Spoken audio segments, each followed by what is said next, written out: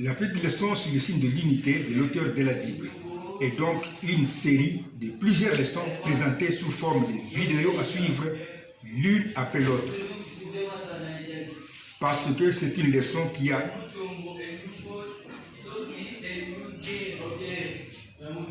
sur le signe de l'unité de l'auteur de la Bible est donc une série de plusieurs leçons présentées sous forme de vidéos à suivre l'une après l'autre, mais successivement, parce que c'est une leçon qui a un début et qui avance.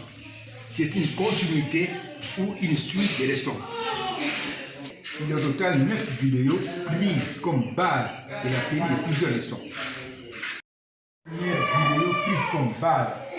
Les 4 premières vidéos, petite leçon sur le signe de l'unité de l'auteur de la Bible. Petite leçon suite, le signe de l'unité dans le premier verset de la Bible. Le mouvement prophétique dans le premier signe donné à Moïse.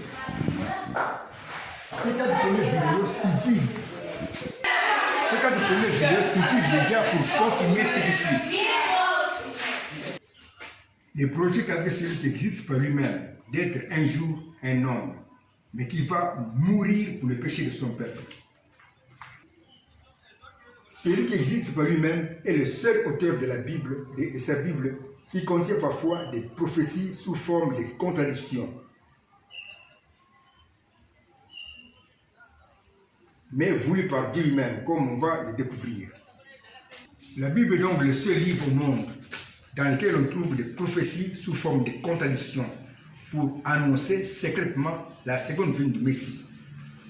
C'est-à-dire ce qui va se passer au temps secret de la seconde venue du Messie. Les 4 premières vidéos, parce qu'elles confirment déjà le grand projet de celui qui existe par lui-même, de mourir lui-même à la place de son peuple, s'appellent alors 4 vidéos de confirmation du projet de Dieu de mourir pour son peuple. Les 4 vidéos de confirmation du projet de Dieu de mourir pour son peuple se présentent dans YouTube comme ci-après depuis la première vidéo qui est en bas.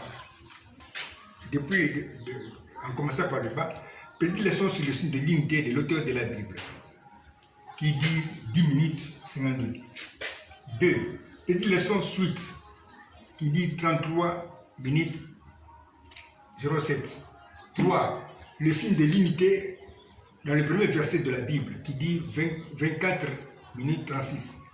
4. Les mouvements prophétiques dans le premier signe donné à Moïse qui dit 32 minutes 44. Il faut donc suivre les vidéos en commençant par la première vidéo qui est en bas avant de monter comme l'indique la flèche pour suivre la vidéo suivante qui sera la deuxième vidéo, puis la troisième vidéo, puis la quatrième vidéo. On suit successivement les vidéos pour avoir la leçon complète qui est donnée. Dans la première vidéo, qui porte le titre « Petite leçon sur le signe de l'unité » et qui dit 10 minutes 52, nous avons prélevé quelques cas dans la Bible qui contient le signe d'une même chose, Nous avons prélevé quelques cas dans la Bible qui montrent le signe d'une même chose comme le signe de l'unité de l'auteur de la Bible, à partir duquel il a créé ces récits bibliques. Dans la deuxième vidéo qui porte comme titre « Petite leçon suite », nous définissons le signe de l'unité de l'auteur de la Bible. Nous répondons à la question « C'est quoi alors le signe de l'unité de l'auteur de la Bible ?» Dans la troisième vidéo qui porte comme titre « Le signe de l'unité dans le premier verset de la Bible » et qui dure 24 minutes, nous faisons l'étude du premier verset de la Bible. Au commencement, Dieu créa le ciel et la terre. Et nous découvrons dans ce premier verset le grand projet de celui qui existe par lui-même, d'être lui aussi un homme. Mais il a écrit son projet dans sa propre langue qui était inconnue aux anges.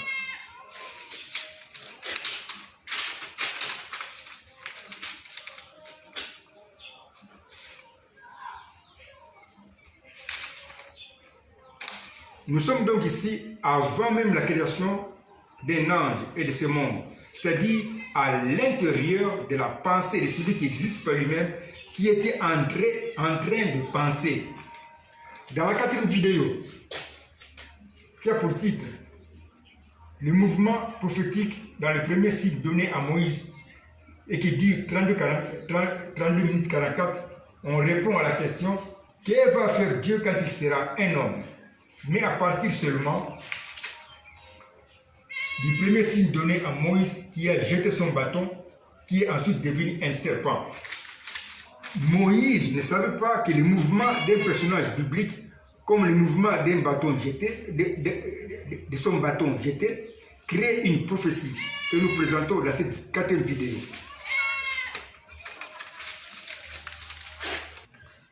La Bible est donc le seul livre au monde dans lequel le mouvement d'un personnage biblique crée une prophétie biblique, comme nous le démontrons dans les 3 signes donnés à Moïse au buisson ardent. Si on a bien suivi les 9 premières leçons, l'une après l'autre, selon l'ordre successif des leçons, on peut alors glaner ou voltiger, c'est-à-dire aller ça et là, ou passer d'une nouvelle vidéo à n'importe quelle autre nouvelle vidéo qu'on va rencontrer, parce qu'on a compris ce que signifie le signe d'une même chose ou signe de l'unité de l'auteur de la Bible, comme un signe prophétique qui annonce quelque chose. Veuillez donc suivre notre conseil de suivre l'ordre successif des vidéos pour apprendre quelque chose. Si on ne suit pas les leçons selon leur ordre successif que nous vous présentons, on ne va pas découvrir. Si on ne suit pas les leçons selon leur ordre successif que nous vous présentons, on ne va pas découvrir que les 3 signes donnés par Dieu à Moïse étaient des prophéties sur la première et la deuxième venue du Messie qui devait mourir à la place de son peuple. Aucun ange, mais alors aucun ange ne connaissait que la même prophétie était cachée dans les 3 signes de Dieu, les 3 signes de Dieu qui va mourir à la place de son peuple.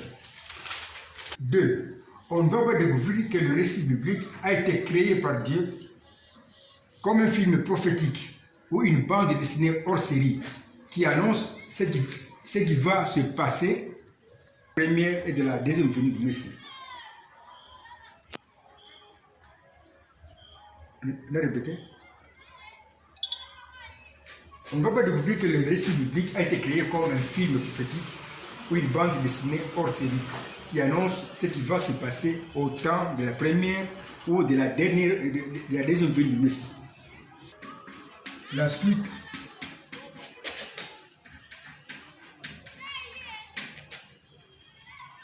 Dans la vidéo.